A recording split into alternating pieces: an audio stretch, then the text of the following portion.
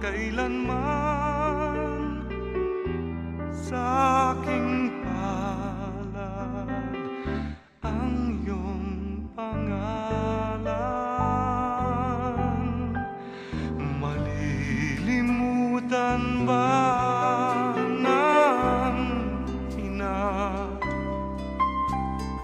ang anak na galing sa kanya? Sanggol sa kanyang sinapupunan, paano niyang matatalikdan? Ngunit kahit na malimutan ng ina ang anak niyang tangang, hindi kita malilimutan, kailan may di mapapabayaan.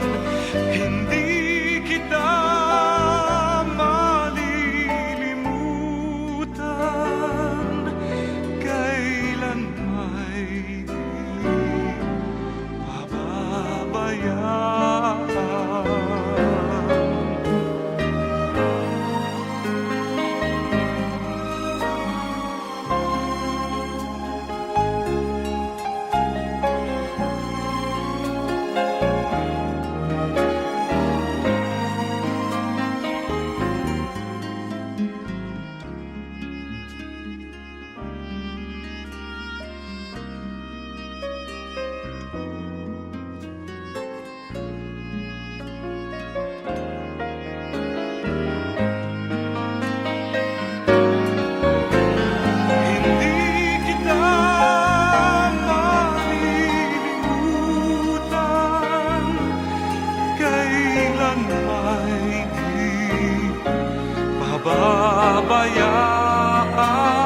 Pababayaan, hindi kita malilimutan, kailan may di